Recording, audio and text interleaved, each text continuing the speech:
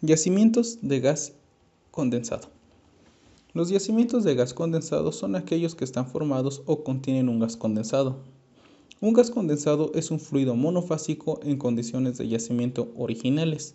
Está compuesto principalmente de metano y de otros hidrocarburos de cadena corta, pero también contienen hidrocarburos de cadena larga, denominados fracciones pesadas. Bajo ciertas condiciones de presión y de temperatura, este fluido se va a separar en dos fases, una gaseosa y otra líquida, lo que se conoce como condensado retrógrado.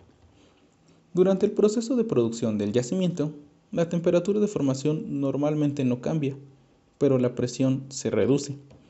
Las mayores caídas de presión tienen un lugar cerca de los pozos productores.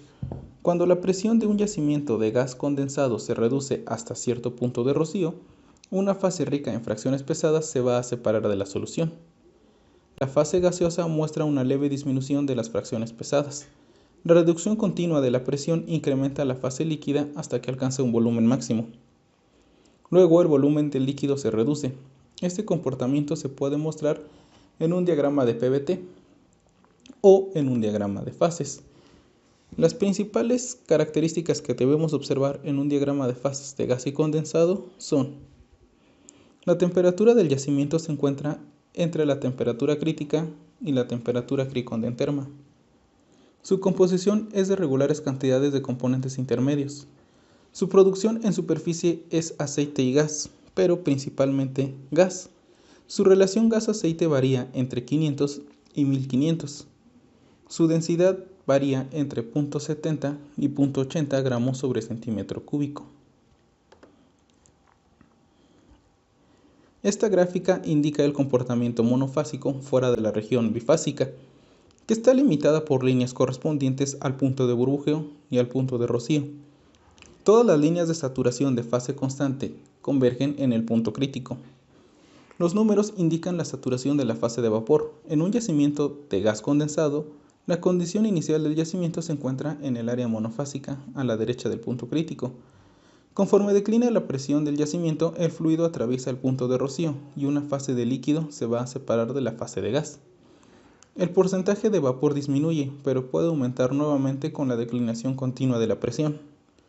La cricondenterma es la temperatura máxima a la cual pueden coexistir ambas fases. Cabe mencionar que los separadores de superficie habitualmente operan en condiciones de baja presión y baja temperatura. El volumen de la fase líquida presente depende no solo de la presión y la temperatura, sino también de la composición del fluido. Un gas seco tiene insuficientes componentes pesados como para generar líquidos en el yacimiento, aunque se produzca una gran caída de presión cerca del pozo. Un gas condensado pobre genera un volumen pequeño de la fase líquida, aproximadamente 100 barriles por cada millón de pies cúbicos. Y un gas condensado rico va a generar un valor un poco más grande, lo que vendría siendo 150 barriles por cada millón de pie cúbico. No existen límites establecidos en la definición de pobre y rico, ni tampoco descripciones adicionales como podrían ser muy pobre o muy rico. De este modo, estas cifras deben tomarse únicamente como medidores de rango. La determinación de las propiedades de los fluidos debe ser importante para cualquier yacimiento, pero desempeña un rol particularmente vital en los yacimientos de gas y condensado.